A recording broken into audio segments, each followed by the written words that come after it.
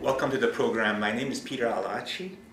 In 1991, Martha Braceford was 37, living with her husband Brian in their dream home at the Willows. This is when she met a man who walked his dog frequently, and as a dog lover herself, she would stop and chat with him. The two became friends over time, and he told her that his wife had recently died of cancer. And he was very lonesome, and she sensed that. Martha was an artist and an interior decorator. She felt sympathy for the man, and the two started becoming friends and walked their dogs together on a number of occasions. On July 12, 1991, Martha agreed to join Tom Maimoni for a sail on his boat, Counterpoint. It was docked at the Palmer Cove Yacht Club at the Willows Pier, which abuts Beverly Harbor. She told her husband and a couple of women that she would go with Tom sailing. Tom returned later on that day, but without Martha. And with me today in the studio are three detectives who worked on the case. Important to tell the story from their perspective and what happened. With me is Conrad Prosniewski, Bill Jennings, and Mary Butler. Thank you guys for joining me. Appreciate it. So when did you first hear about the case, Conrad? It was a Saturday morning, and I was on call. We didn't have detectives working in the station at that time on the weekends. And each one of us took turns being on call for the weekends. And it happened to be my on-call weekend. I got a call from the lieutenant in charge of the day shift that there was someone in the station reporting his wife missing. Came in, got the preliminary report from dispatch as to what he had said, and then proceeded to go down and speak with Brian Brailsford's Martha's husband. I didn't know the Brailsfords. I knew a lot of people down the Willows because when I was a child and a kid in high school and college, I hung around down there a lot, so I knew quite a few of the people down there. But the Brailsfords, I didn't know. I quickly realized that Brian was upset and very honest and truthful and reliable with what he was saying, and that his wife was missing, and this was way out of character, and that she had gone missing overnight, and it was time. You know, he was upset. He had several of the neighbors around him, and they were all talking about the day before, the last time she was seen. She had walked by the beach carrying a beach bag, waving to the people that were on the beach that she was going sailing with a friend. The only person that the Brailsfords knew that was a friend that was a sailboat was this new friend by the name of Tom Maimoni. And Brian said, you have to go speak with him because that's who we believe that she went sailing with. So Brian had talked to Maimoni before you saw him, right? Yes, I didn't. Well, he told me that he did, and he said that Tom told me he hadn't seen her. So that was the only conversation that I had at that time. Yeah. About information I had at that time about the conversation between Brian and Tom. Yeah. Yeah, Brian actually says that when he went to see him the first time, he knocked at the door early in the morning, Saturday morning, and he wasn't there. He didn't answer the door. He came back later and he knocked at the door, and Maimoni was there. And he asked him, he said, have you seen Martha? And Maimoni said, Martha who? Exactly. Very evasive already, Right. About the whole thing. So was Brian a suspect at that point, or just based on his demeanor you thought he was to be ruled out? This is very early on. All I know is that we have a missing person, and they're trying to put the pieces together on what happened. It's still too early in the stage, putting the pieces together to be able to see what's going on. But there were several red flags. First of all, there was Brian's concern and the neighbor's concern that this was something that was truly out of character. So with this, and that Martha did not have the reputation of staying out late or going out and partying up with her girlfriends. That became evident pretty quickly. So you took that as basically a red flag, and you went to see Maimoni after that? After speaking with the people there that were gathered in the street next to the beach where she was last seen, I actually had my son with me. He was Michael? Yeah, he was 1991. He was probably around 9 or 10 years old, and I gave him a bunch of quarters and dropped him off down at the arcade because now I'm going to go speak with someone that has some involvement in this. And at that time, it's not like it's a murder investigation. You're just trying to figure out what happened with Martha. It's a missing person. Missing person. So went to Maimoni's residence, which is on Settlers Way, a half a mile away. Still, I guess, what you consider part of the Willows down near the Bentley School. Mm-hmm. It's a new condominium. It was then a new condominium project that was built on the site where the old tuberculosis hospital used to be. Right. And they built nice condos there. It was actually my first time inside one of them. And went over to the address, found out from Brian which one was Tom's, and knocked on the door. And Tom answered the door. I've never seen or met Tom in my life, and I introduced myself. And describe Tom for the audience. Yeah, he was wearing tall, probably 6'1", 6'2", tall, medium build. Remember, he was wearing a blue golf shirt, a blue polo shirts. He had on khaki shorts, and he had no shoes or socks on. And he invited me. I told him who I was, and he invited me into his kitchen. And I told him asked him if he knew anything. He had this whole time a quizzical look, like Martha, who? It was again.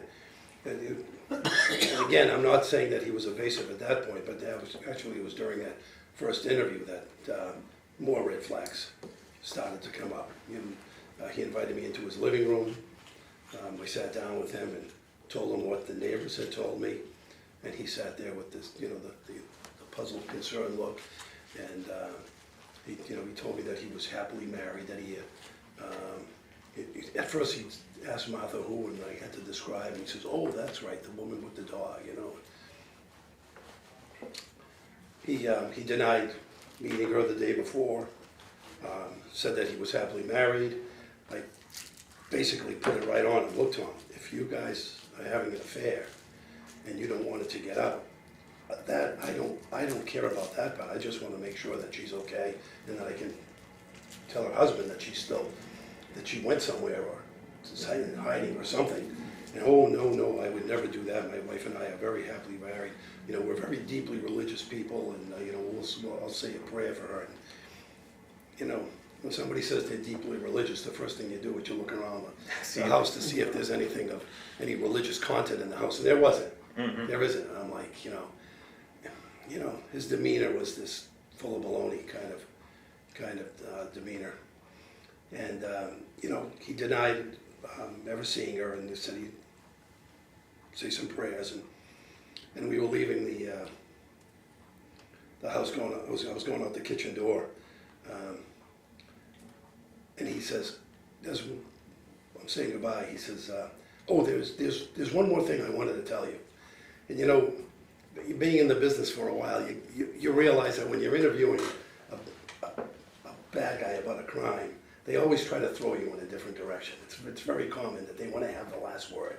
When somebody wants to have the last word about something, that's another red flag, and you know that whatever they're going to say next is going to be the last thing they want you to leave with to hear. So he said, and I remember that's when the hair stood up on the back of my neck, because it's like, oh boy.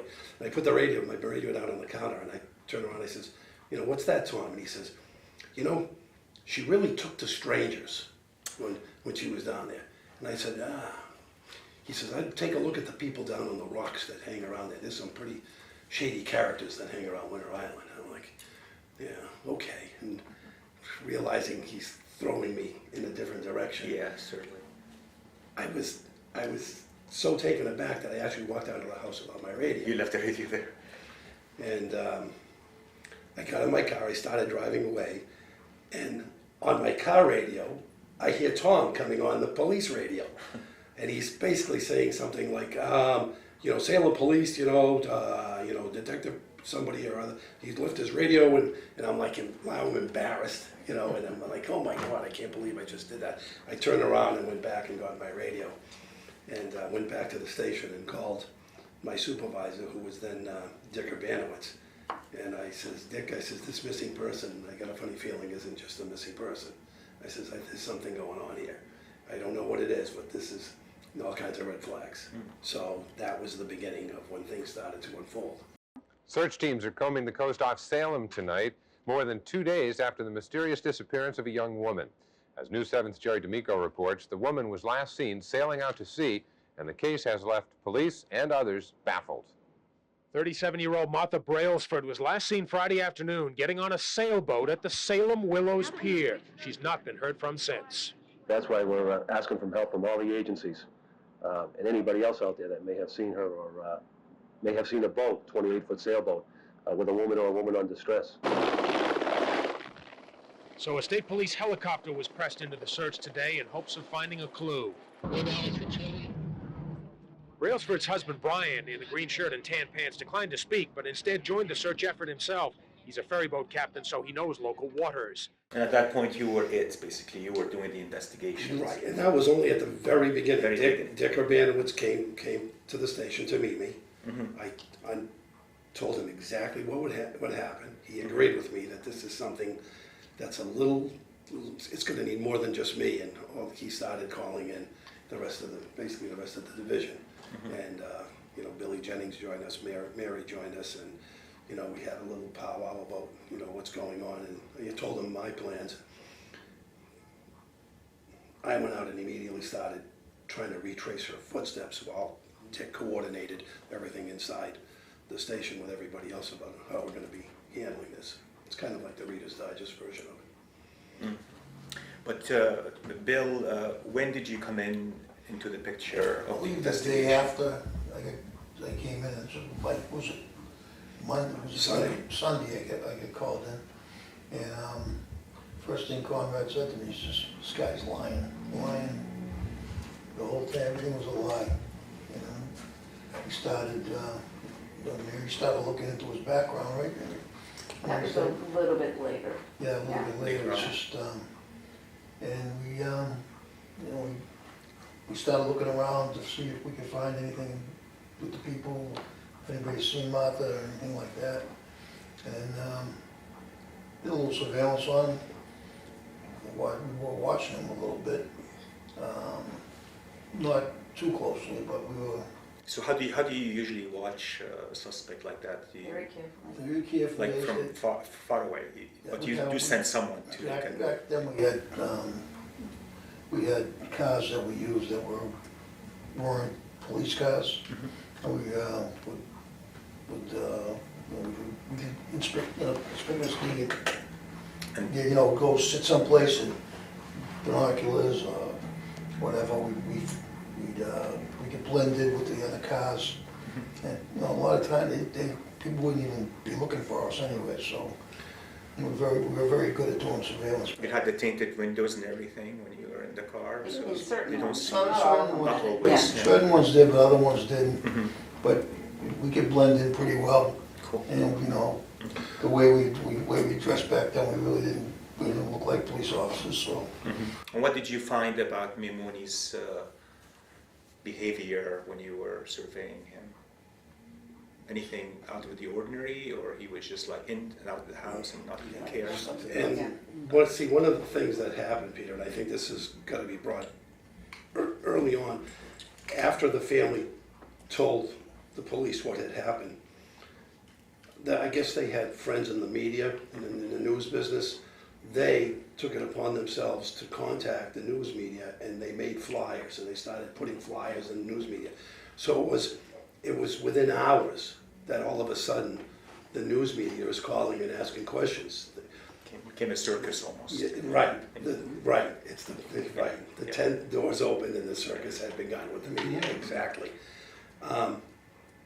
And to a good point, because the neighbors knew that this was not Martha's type of behavior. They knew that Tom Maimoni was lying, and it's, if it smells like a duck or looks like a duck or quacks like a duck, that old saying. Yeah. I mean, people were, and the police were also, looking at it that way too, but you have to get evidence to be able to prove. Yeah. And so it's still a missing person at this time. We really don't know, but the media, it's that. So, and Tom knew this early on. I mean, all of a sudden, it's on the news, so he's behaving in a very normal type of behavior. His wife, meanwhile, is in Kansas with her sister, visiting her Kansas, and she had been for about a week. I think she had planned like a 2-week vacation. Her name is Patty? Her name was Patty, right? She was a teacher here in the Salem school system, and completely oblivious to Tom's What he was doing what he behind the was doing, scene. right? Yeah. Exactly, completely. She was duped tremendously by him, and that came out later. But our job was to try to find out what happened to her, how this all evolved, and it all begins down the Willows, where she was last seen walking towards Salem Willows with a bag over her shoulder, going for a sail. Well, there's only 2 places down the Willows where you can board a boat. It's either the Willows Yacht Club or the Willows Pier. They have places where you can land a boat. So I went over to the Willows Yacht Club. There was actually a little wedding going on, and I quietly went in and talked to the people there, who stated that no, they had not seen any sailboat pull up the day before, and at all. That was kind of like a dead end. But when I went over to the Salem Willows Pier, at that time there was a concession there that sold bait. They rented boats. There was the Sweeney family had that concession for, I don't know, 75, 100 years. The orange boats that, if anybody that grew up in Salem back then remembers the orange boats that were, and there was Dan Sweeney that was the owner of that little shop that sold all those little things. And I went in and I said, and I've known Dan, I've known him since I was a kid hanging around the Willows. And, it's like, hey, what are you doing? It's like, Dan, I'm working on a case over here. I got a missing person down here. I says, do you know Martha Brailsford? He goes, oh, yeah, Martha, I know Martha. I says, oh, good. I says, well, she went missing yesterday. You wouldn't happen to have seen her. He says, yeah, I saw her yesterday. I did. He says, I didn't get a chance to talk with her because we were busy. But, he says, oh, yeah. He says, I walked her. I saw her walking down the pier. And I said, and what happened? He says, I don't know. He says, but let me grab my dock hand. He had a young kid that would help him pull the boats out and do all the little chores around the pier. 16-year-old boy by the name of Dan Mahoney, who was working on the pier at that time. And when he came in, he says, oh yeah. He says, I saw Martha. She got on a sailboat. Oh, got on a sailboat. See, now things are starting to fall into place. And this is all the same day. This is all Saturday. Saturday, yeah. And she got on a boat, on a sailboat. He described the sailboat to me. I said, you mind coming with me and taking a look at some boats? He came in the car. We went over to the Palmer's Cove Yacht Club, which is not near the Willows. It's in South Salem. And we went in there and went down to the docks and walked the docks. Now, on the docks, there's probably, I don't know, there was probably 75 boats, maybe even 100 boats at that time on all the fingers. And we walked up and down each one of them, every one of them. Sailboats, motorboats, power boats, these kinds of boats, those kinds of boats. It was, we're doing a lineup with boats. Yeah. With boats. Mm-hmm. And there's a lot of sailboats, and a lot of them look pretty similar. And he stops at one. He stops at Counterpoint, Mm-hmm. which is the name of which is Tom's boat. And he basically said, boy, that looks a lot like it. You know, So you kept couldn't, looking, you couldn't, he didn't say definitely, but he said that, and then he said something like, if there's any boat down here that looks like it, it's that one, it's that one. And then by then I knew that Tom. the connection was made now. Yes, the connection was made, Tom's boat, I knew Tom's boat was down there, I knew which one it was. So that adds a little bit more to it. And of course, in the meantime, family and friends, they're calling the police station, we're trying to keep them abreast of how this investigation is going. You're trying to ease the mind of the husband who's upset. And of course, they're giving stuff to the media that we're telling them, and you know, now the media knows that we're on to something. And that information is printed in the media already. So Oh, it's on the news. It's already It's on the news. It's on the on news. TV. This was on TV for 2 weeks, every newscast, every every newscast. news station. They were camped out They on were- the yeah, they station. were- This is a big story. This If was, if we left to go someplace, I remember Billy Shields following me and They'll Paige, follow you. yeah, following That's me why, and Paige. why everywhere Conrad we went. sent me out to go get a map. yeah. So they go follow me and Paige, they get in their car and they follow us wherever we went, Yeah, you know. this is pre-cable, so we had news channels. Yeah, 4, Four, 5, 7, and Yeah. and they were camped out with their trucks, with Yeah. their satellite trucks. They are right in front. This was at the old police station at 17 Central Street. Right. And we couldn't walk out of the police station without somebody trying to get a statement or something. And, Yeah. you know, I mean, when we left the police station, that's because we had police work to do, not talk to the media. We had Right. something we wanted to talk. Right. Of course, we'd get into a car, leave, and the next thing you know that you're being followed by the media. They want Right. to see where you're going, who you're going to interview. And it's Right. like, oh my God, you know, they're putting this, What are you doing this here? monkey What are you wrench, you know? doing? I remember walking right up to my car, and, what are you doing here, detective? Yeah. None of your business, none of your Yeah, business. I said, yeah, you don't answer questions like that, yeah. Not in the middle of an investigation. No, But everything started to unfold pretty quickly. Salem police tonight are not ruling out foul play in the disappearance of a Salem woman. 37-year-old Martha Brailsford has been missing 4 days. Our North Bureau reporter Jerry D'Amico tells us the investigation now centers on the boat on which she was last seen and its owner. Police have confirmed 37-year-old Martha Brailsford got aboard a sailboat at the Salem Willows Pier Friday afternoon, but she's not been seen since, despite an intensive search in the air and on the sea, and posters put up all around. No trace of her has been found. But the search for the sailboat and its owner ended last night when the man went to police. The owner of this sailboat has come forward and given us a statement. Based on his statement, we're investigating all the leads possible and trying to see if the story holds up. Mary she was put in charge of looking at his background. And that really, really brought in full, vivid color her investigation, who Tom Maimoni was, So- where he grew up, who his wives were, what he had for jobs. I mean, she was coming off the phone on all the time saying, "You're not going to believe this. Look at this. You're not going to believe this. Listen to this one." Whether or not it's his wives, his ex-wives, his stories, you know, His schooling, his college, job. schooling, college, his work, I mean, he ran the gambit Yeah, no, that's of really it. I mean, he falsely portrayed himself in every light, so. yeah. yeah. He pretended he was an engineer with degrees and he Yeah. worked at Parker Brothers at Yes. the time, Yes. but he was none of these. No. And so No. how did he get away with that? Well, this You is where I just- question, obviously hiring practices that we Just- don't even check references. But whatever, But also it tells something about his personality, the way he can deceive people. maybe, Yes, perhaps. yes, he is Very definitely, deceptive. yeah, he is definitely very, very good at doing that. Yeah. If he could do the things that he did, portray that he knew these things. And I don't think it was until it came to light that this, through this investigation, that people sort of came out and said, we'd give him something to do and he'd wander off and then, come back and have it done type thing. He would never discuss it or do it with anybody else present, which speaks volumes, but didn't at the time to them, so. Yeah.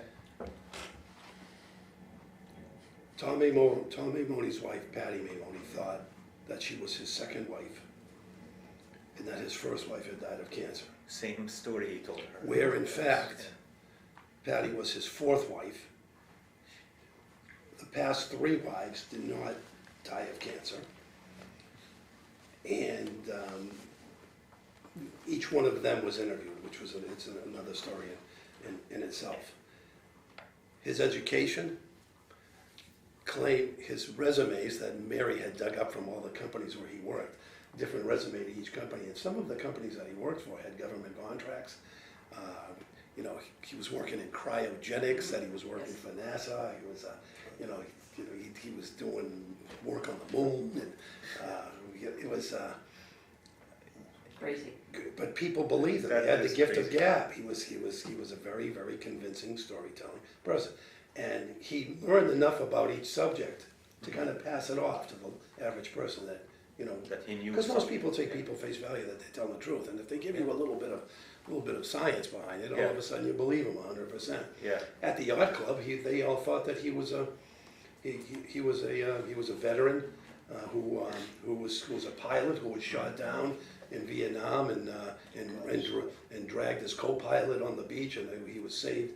They did this big hero rescue story, when in fact he was never in Vietnam. Yes, he was in the service. He was in the Philippines. He was at an administrative job in the Philippines and was never Combat.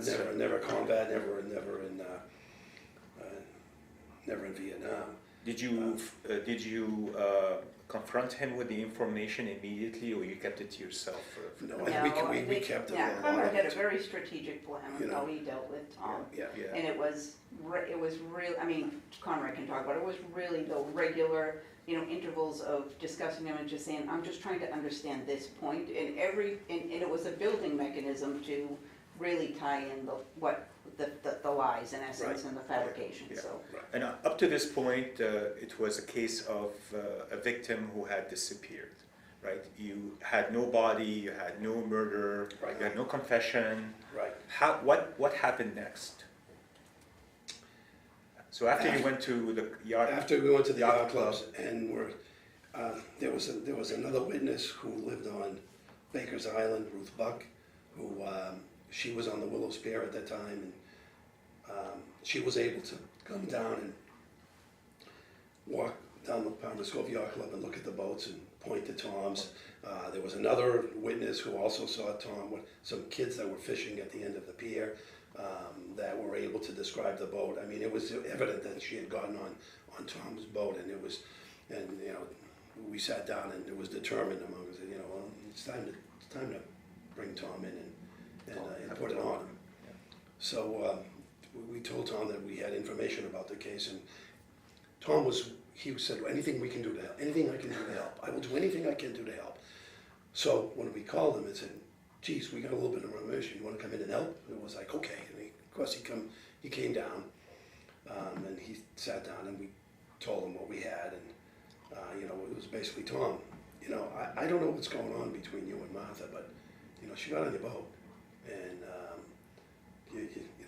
do you want to tell me a little bit about this?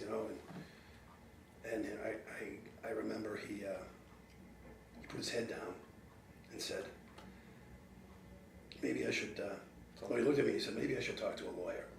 And then he put his head down, and he thought we were all quiet. And then he picked his head up and said, I was only supposed to look at her artwork. And it was, now the lies, now from now it's like, okay, big step. The story Here we changed, go. yeah. The story changes. Here comes the stories. And the first story was that he was only supposed to, it was a business trip, it was only supposed to look at her artwork. And they went out, and he wasn't comfortable that he was out there with a woman and he was married. Oh, right. So he just sailed around the corner and dropped her off immediately on Winter Island. So, okay, Tom, thanks for that. Appreciate that. Thanks. We don't have any other information other than now we know Tom's feeding us. Yeah.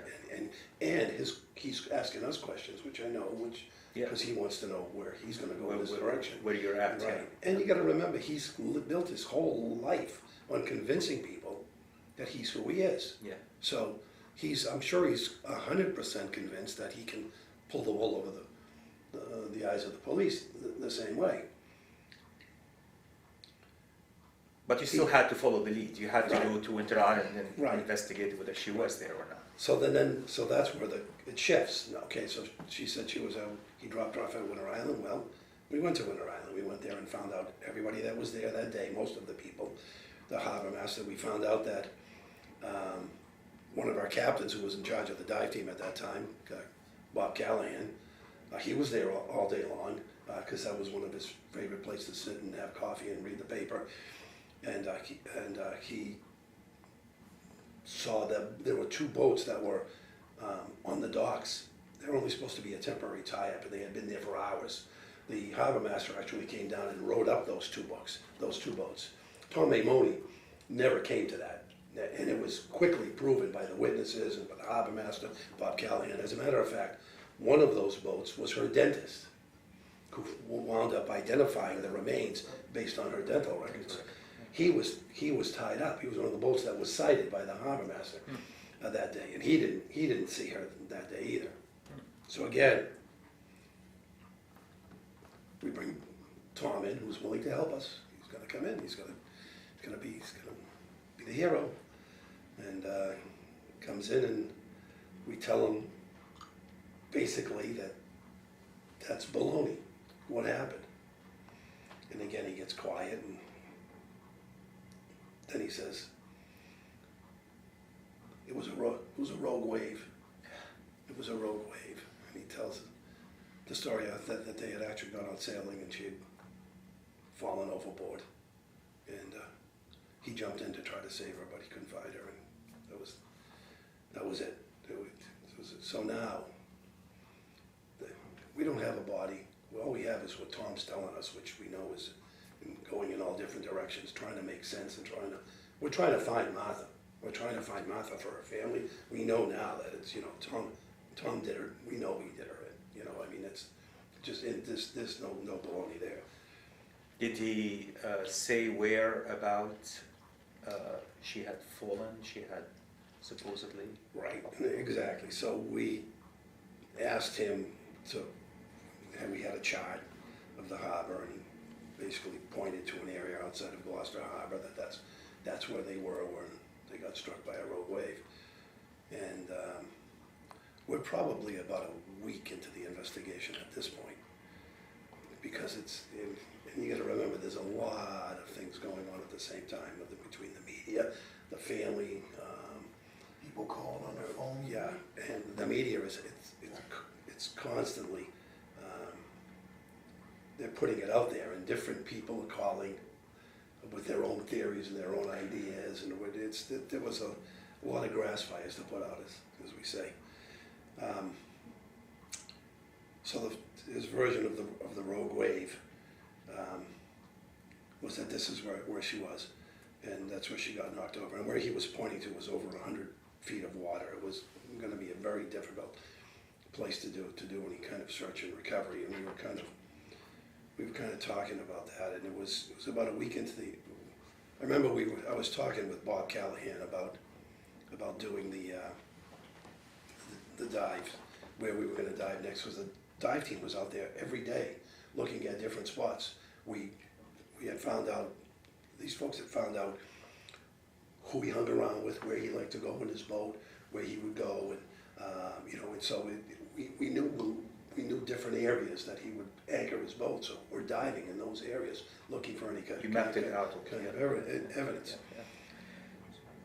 And the rogue wave story was his last official story to us at the time, because it was shortly thereafter that that Hooper Goodwin pulled up the body near Cat Island. Yeah. And we were actually talking about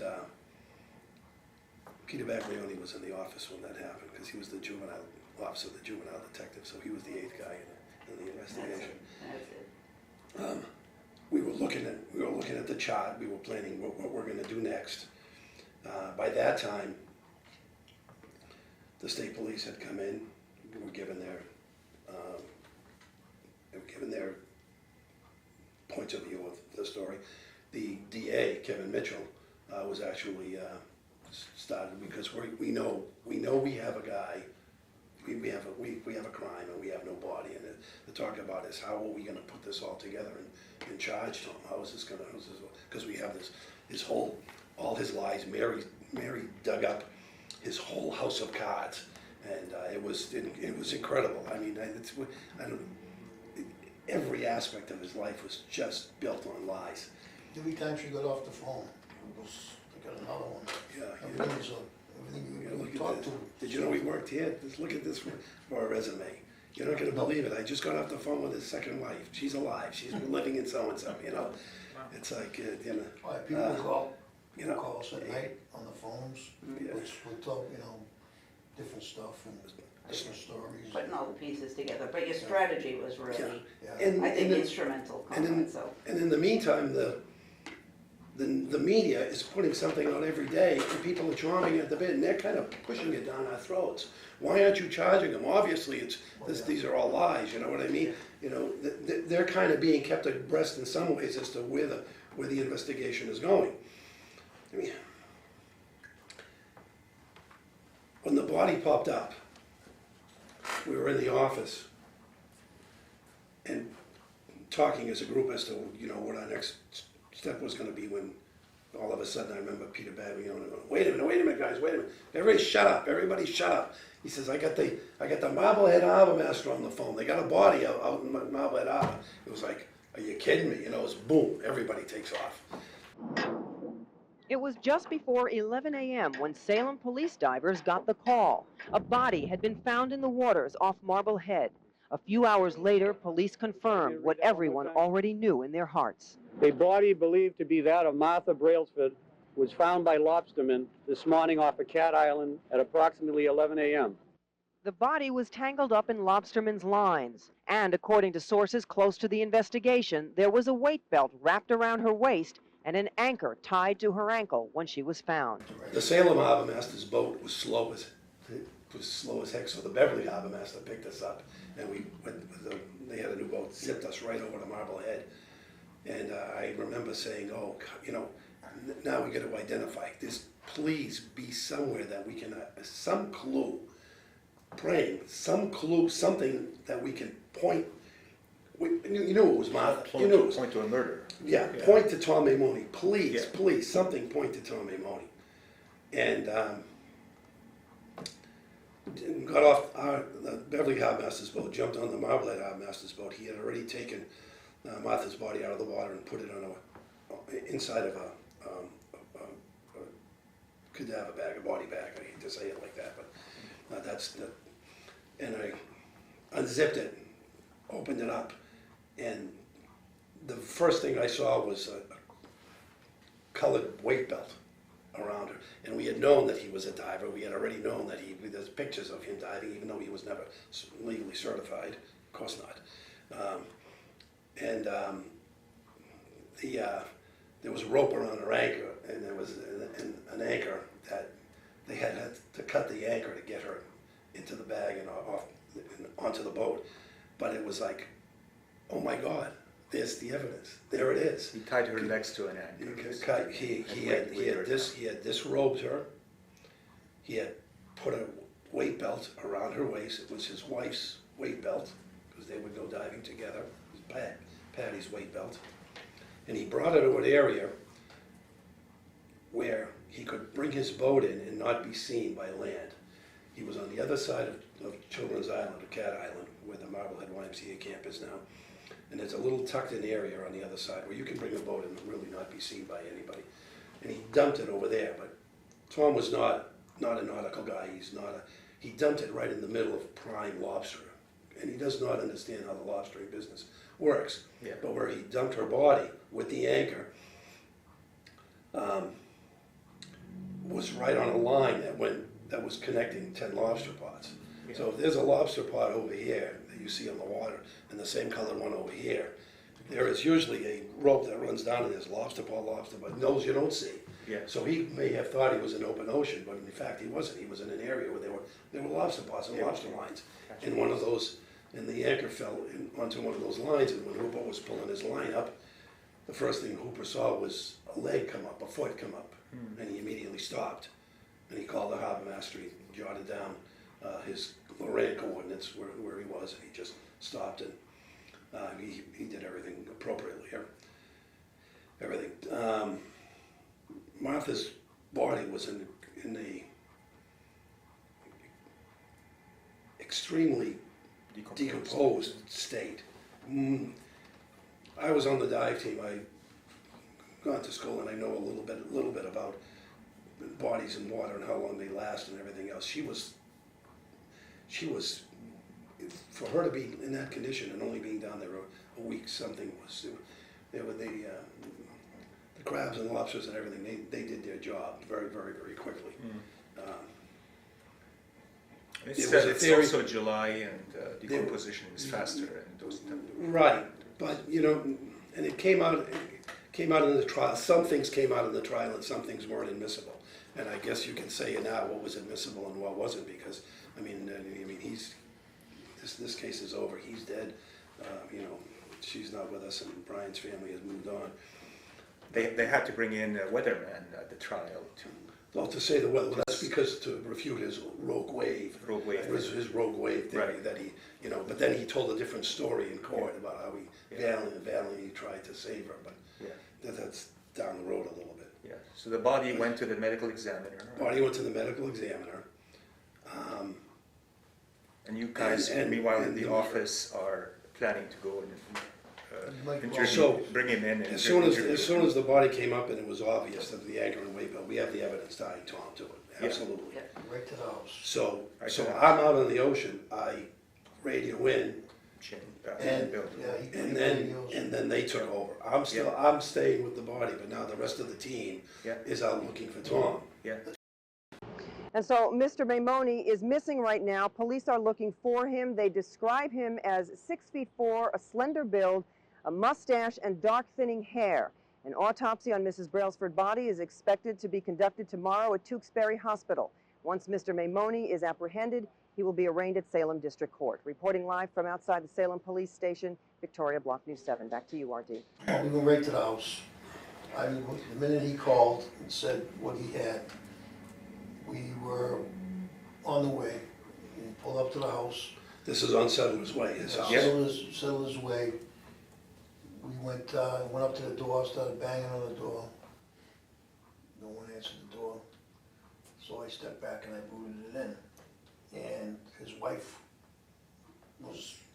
No, it's his mother-in-law. His mother. His mother-in-law, yeah. His mother-in-law was there. And she was, she was horrified to come in, where's Tom? She's not here. And where'd he go? She doesn't know anything. She didn't know anything about him. He just left. Yeah. So he's on the lam basically. He ran the lam. He left to go pick up his wife at the airport, because by now he had told his wife that there was a terrible accident. She has to come home and help him out. Mm-hmm. So she flew home to not really even knowing what's going on. Mm-hmm. And we hung up. We waited for the search warrant for the house. They expected him to come home with her, and he didn't come home. By now, I had gone back to land, and we waited for the search warrant. Right, and they found out, because I think it was just Dick and I that went over to the McCarthy's house in Beverly. That was we had found out. I think it was the in-laws at Settler's Way that said that they may be going over to the McCarthy's. I forget. That was her friend. He was driving from the airport home, and he heard on the news that a body had popped up on WBZ. And he did not go home. He went to the McCarthy's house, and he dropped his wife off. They were friends. The McCarthys were friends. They owned McCarthy Insurance here in Salem, and they had a boat, and they were boating friends. And he went, and I guess they were over the house before. So we dropped Patty off at the house, and Ginny McCarthy said, "Gee, Tom, do you hear the news, the good news?" Because the McCarthys knew about this. They were kind of helping him along. They believed him. Yeah. Did you hear the good news? They found the body. Finally, they're going to let you rest. Finally, this is going to come to an end. They found the body. We didn't say that there was a body with an anchor and a weight belt about. But And Tom's like, yes. He says, I think I should probably go see my lawyer now. Do you mind if Patty stays here for a little while? And they left. Yeah, Tom left, and he never went to a lawyer. Now Tom, He's on the road. now Tom runs. We go to the McCarthy's house. We're about a half an hour behind when Tom left. And you remember knocking on the door, and I have my insurance policy with the McCarthy's. I know who they are. So Jenny answers the door, and she's with her husband, and I see a woman standing behind them, and it's like, okay, that's got to be this one. But Jenny says, you know what's going on? I says, is Tom here? Well, where did he go? Oh, he went over to see his lawyer. Why? What's wrong? What's going on? He says, we have an arrest warrant for murder. And they're going, murder? What do you mean? What do you mean murder? And she goes, he didn't commit any murder. He says, that woman fell overboard. I said, Jenny, the woman had an anchor and weight belt attached around her waist. And I watched Patty just fall right to the floor.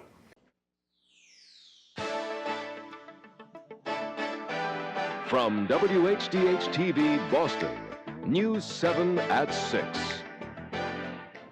The body of a missing Salem woman is found at the bottom of Marblehead Harbor. Police say she was murdered. Good evening. Martha Brailsford's body is found, but the investigation has just begun. Police have issued a murder warrant for Thomas Maimoni, the man who told police she fell from his boat. Police are not saying much about the condition of Brailsford's body, but News 7 has learned there were weights attached to it. News 7's Victoria Block begins our Team 7 coverage in Salem tonight. Victoria? RD, reportedly a weight belt was wrapped around her waist and an anchor tied to her ankle when her body was pulled from the water. And supposedly both those weights were clearly visible when they found her today. But we still don't know how she died or why or where the murder suspect might be. And I felt bad, but it's like, where is it? So he was supposedly going over Joe Casey's, his attorneys, and of course we called Joe. Joe says, no, he's not here. Now he's on the run. Right. Yeah. Now the media finds out he's on the run, and the circus goes full. Oh, yeah, why weren't we? Now we're stupid. We weren't watching him. We should have known where he was going. We should have been watching him the whole time. We had no body, we had no crime, we had a lot of lies, but we had no reason to hold him, arrest him, or Just missing person. Yeah, he was there, right? It was just a missing person case, even though it was unfolding, So he takes off, and like I say, the circus begins. And you said that didn't you say that his wife was supposed to be dead? At one point? Yeah. No, I didn't. No, that's a wife's tale, though. That was one of the stories that went around. There were so many stories going.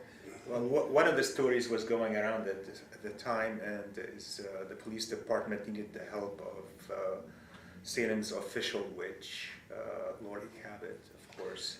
Yeah, there's a lot of that in the book about the witch's involvement, and I think if you talk to the author of the book, the original version did not have much in about the witches being involved, except that one of our captains was friends with Laurie Cabot, who was the official Salem witch. Yeah, that's a good way of putting it. The official Salem witch, and she would give him notes that this is what the witches are saying, and he would pass them on to us. Not that they. Yeah. So he would pass us little notes. But whose idea was it seems like to he was precipitating it. Yeah, he wanted to get. He was the one calling. He was for the one assistance. calling. Yes. Yeah. He was trying to help us with the investigation, with this information he was getting from the witches. And you guys were not needing the help, basically. You were skeptical about this, but he was just wanted to. Conrad knew after he talked to him the first time the guy was lying to him, because that's the first thing he said to all of us, this guy's lying. And everything started coming into place. Yeah. This was already on everything started its way. coming our way. Right. Things Mary was finding out, things we were finding out. We were running around, checking things out. Yeah. And everybody going down looking at the boat and everything. And Yeah. you knew he was lying. And the stories was coming up with Conrad, every time you talked to him was a different story. Yeah. So when the publisher read the book, the first version, he said to the author, you've got to go interview the witches. They played a part in this. This is what makes this unique and makes it Salem, and makes it sellable, public. So even before she did that, she called me and apologized that she has to do this, even though she knew that the witches didn't really play a role in this investigation. And she felt very, very bad that she had to put, because she followed this, she took a leave of absence from her job and followed this whole thing through the trial, which was over a year later. And she was writing a book that was, to her, was going to be factual. And the witches part of it is hokey. Yeah, that was very distasteful to her. But it was in there, and it's part of the book. It is. How do you explain, though? I mean, the argument can be is that Lori Cabot was able to see the crime in motion, almost, right? Saying that. Well, she says that. Yeah. But just.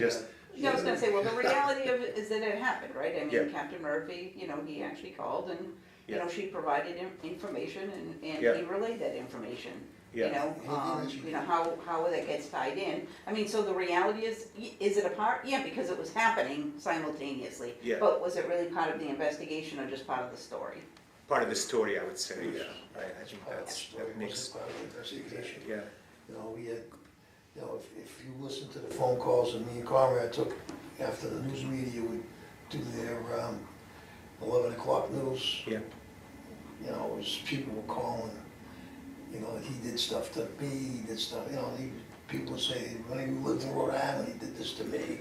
Yeah. And then people would say, when he was on the run, that he was pumping gas in Quincy, he was doing this. Yeah. We had so many, we would wait. Yep.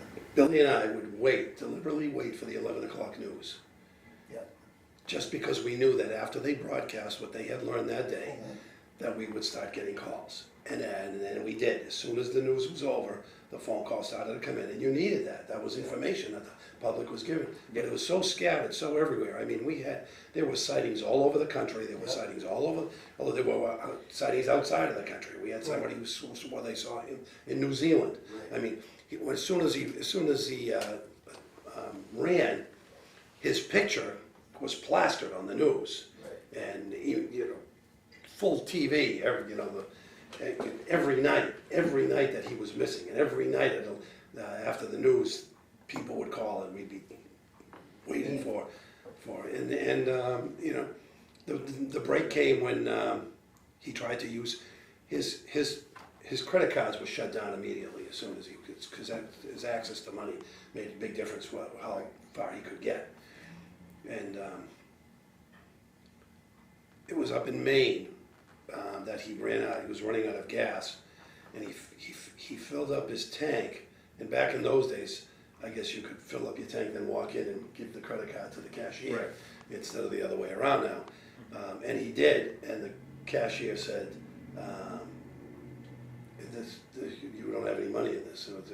And he took his credit card, and he went and he said something like, I'll be right back, and took his credit, and he got in his car, and he took off. So there was, out of the thousands of calls, this one turned out to be legitimate, that he did try to get. So now he had a direction that he was heading, and of course the closest border is Canada. And we're figuring these. And the next thing we know, we get a call from a little town, Talmadge, up by Calais, which is near, it's 8 miles from the border. That the sheriff's department had arrested someone for burglary, and when they arrested him, they said this is the guy that's on the news.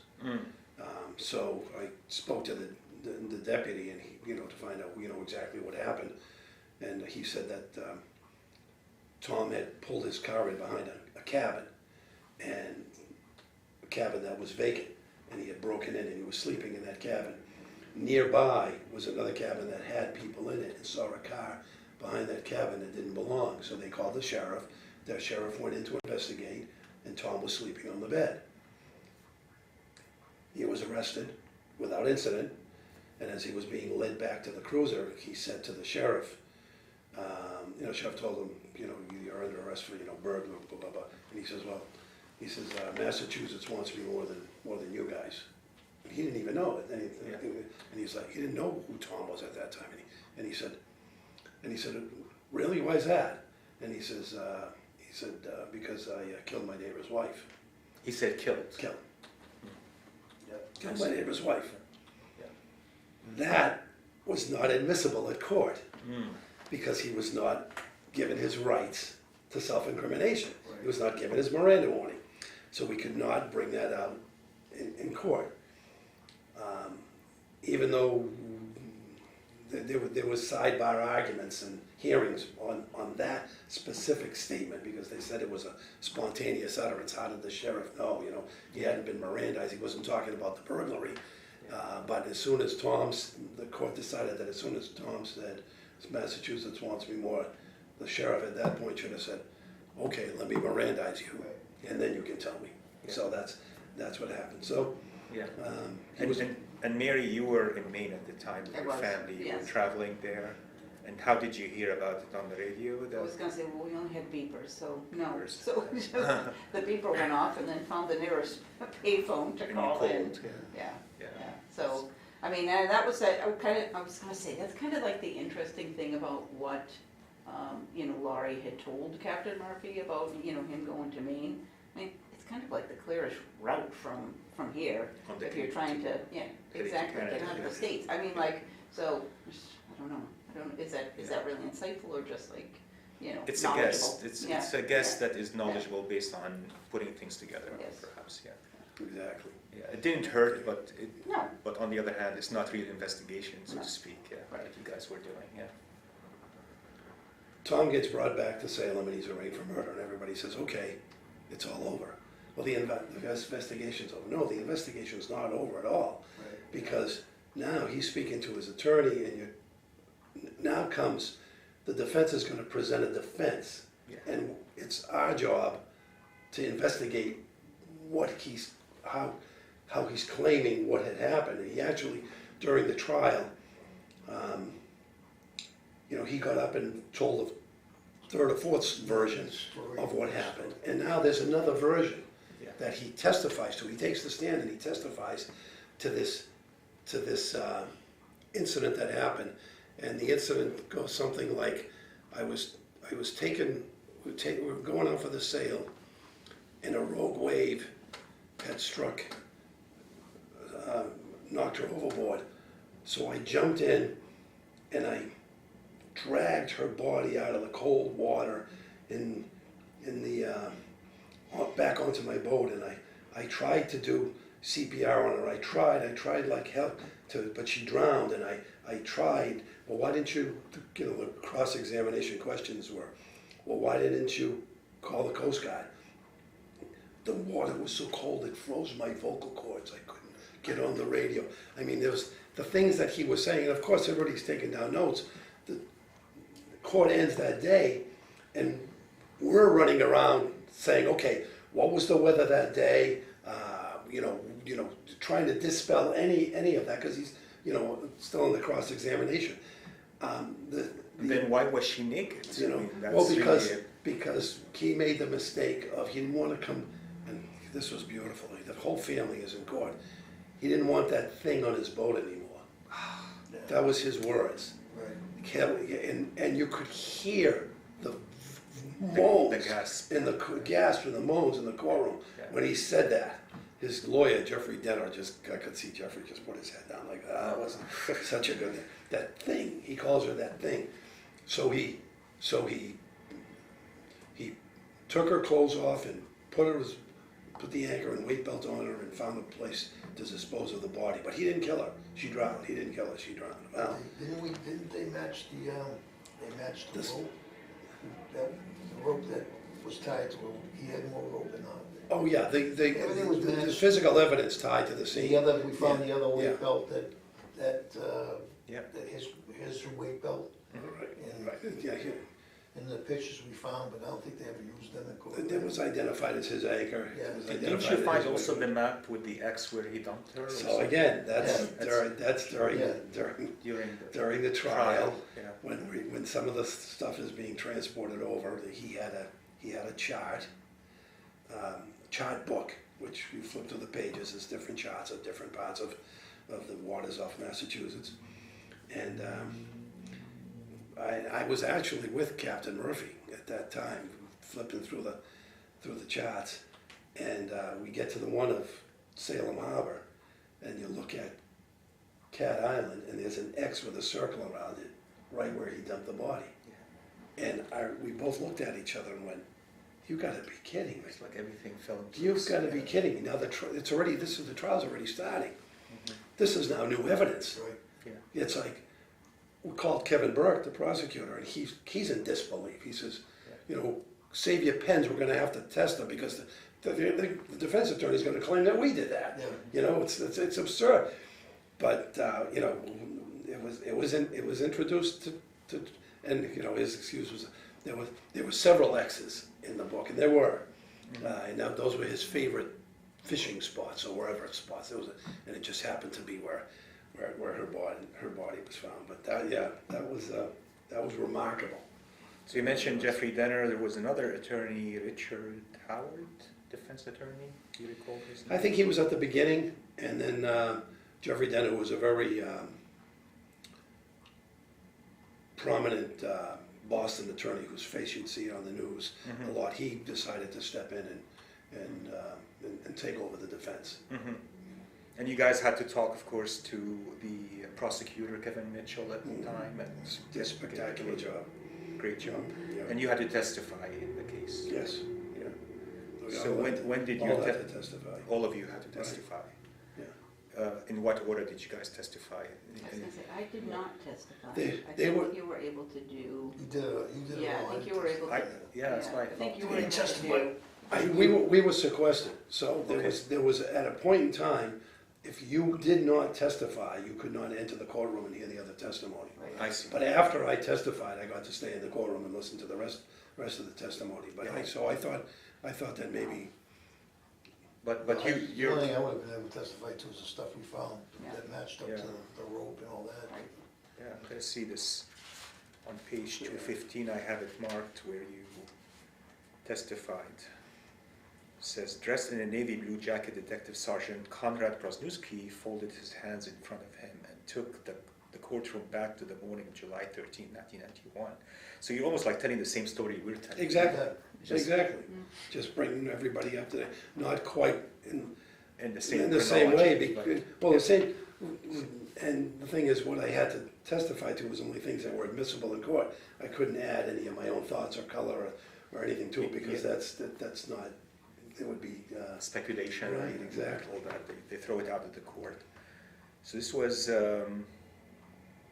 detective related that his next appointment with Thomas Maimoni was to have been on July 18th.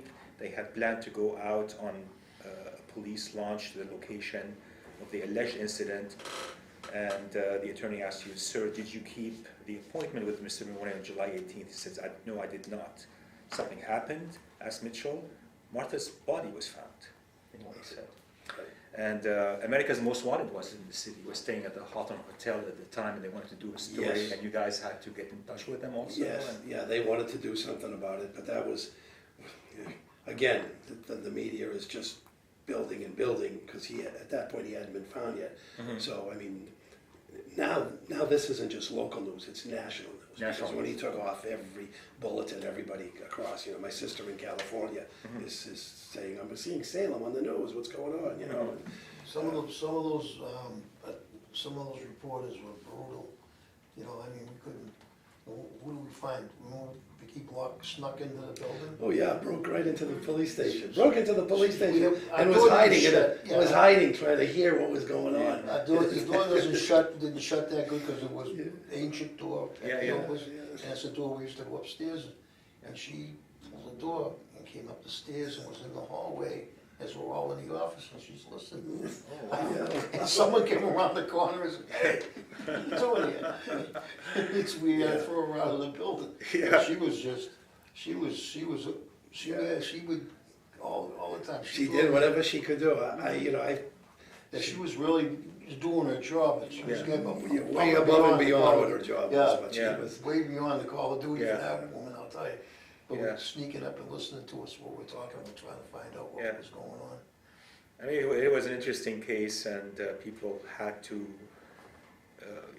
listen to the best news possible about it, and they had to get that information any which way possible. Oh boy, did They still do it, right? They still do it. We were driving, I forget who I was with, maybe you, I'm not even sure, but we were driving to Woburn to interview wife number 3, because she was living in Massachusetts.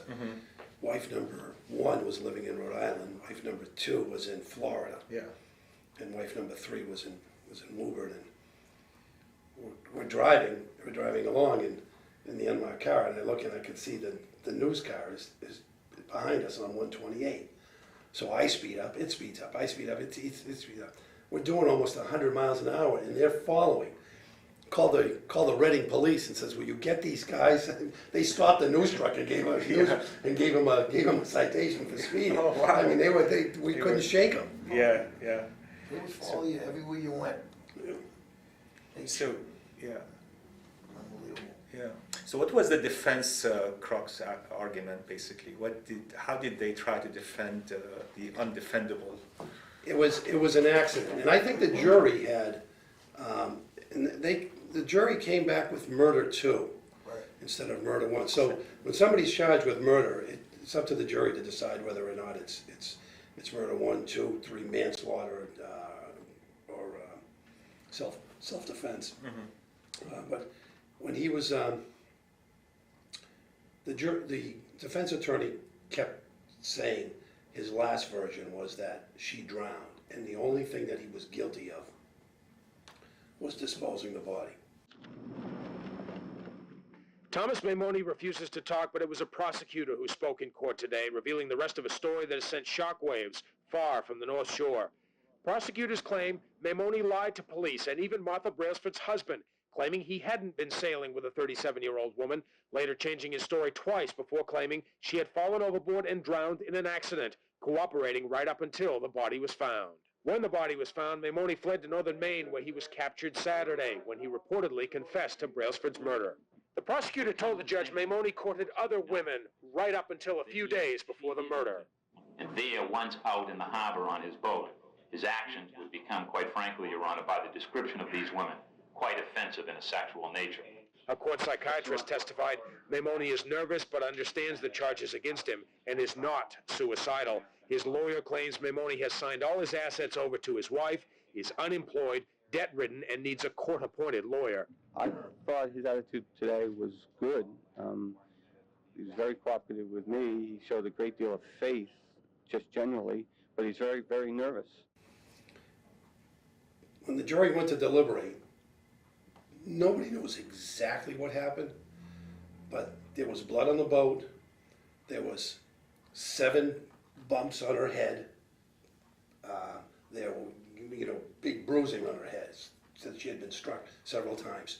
She had cracked teeth on one side of her mouth, and the jury went in knowing all this information. And for murder 1, you have to prove cruel and premeditation and cruel atrocities. Yes. And I thought it was all there, but the jury had the difficulty with the premeditation part of it. And I'm not going to disagree with them. I do not think that Tom Maimoni took her out to murder her. And accusations of similar prior incidents could also play a role in the case against accused murderer Thomas Maimoni. Authorities investigating the killing of Martha Brailsford confirm reports that other women claim Maimoni lured them onto his boat and made sexual advances. I think his past actions before he had Martha on the boat, while his wife was away in Kansas, he was picking up women and taking them for sales and acting inappropriately the whole time, and we have statements from them. One woman in particular was so scared that she said she would rather jump off and drown than stay on the boat with Tom. But he brought her in, but she never knew his real name. His behavior before that was not, and it was the same way with Martha. I'm sure that he wanted to go out with Martha and hoping that he would have some kind of a escapade with her that would satisfy whatever he wanted to do. The family had told us that if Martha believed she was duped, and we all believe that she was duped into this, that she would lash back, and she would call him out, and she would she would let all her neighbors know what a phony this guy is. And She was a feisty person. Yes, Yeah. exactly. Yeah. And she probably He fought made- for her life. I He bet. made a conscious decision that, knowing that if he brought her back, his house of cards was gonna collapse. Yeah. Completely. She was gonna blow his whole life up. And so at that point, he made a conscious decision. I cannot bring her back. And that's when he struck her several times, knocked her out, and put her body in the water. And, Yeah, it so was- the plea, so he pleaded not guilty, the jury came back with a second degree eventually, and. Right, which was still a life sentence, but it was not a life sentence without parole. He was eligible for parole after 20 years. So 20 years did go by, and he had two. He didn't have any remorse on it. He had two parole hearings, and he was still. Every his 5 first- years is allowed a Yes. parole hearing, and And he had 2 of them. yes, and Last one was 2015 or 2016, around then. right. Yeah, The he was denied, yeah. he was denied both times. The first time, he just was the parole board asked him questions, and they could tell that he was just lying. Yeah. He was just lying. Yeah. You know, he wasn't taking any responsibility. Yeah. He was sorry that that this tragic event happened, but he took no ownership of it whatsoever, and they denied him. The second parole hearing now, which was the last one, you could see he was gotten a little older and a little frayer, and he quite wasn't, again, he was not remorseful in any way, but you could see that he was confused. He wasn't answering the questions the same way that he was 5 years before that, and they denied him again. And then About a year before he passed away, I got an anonymous letter. I don't even know if you guys know this. I got an anonymous letter from someone who claimed to be a nurse Yeah, you told me. at the hospital, at Mass General. And it was written on yellow paper in very nice cursive writing. And I believe it was a woman, and she said, I just want you to know, and please pass this on to the family. Mr. Maimoni is here with us. He has a rare form of cancer that is not treatable.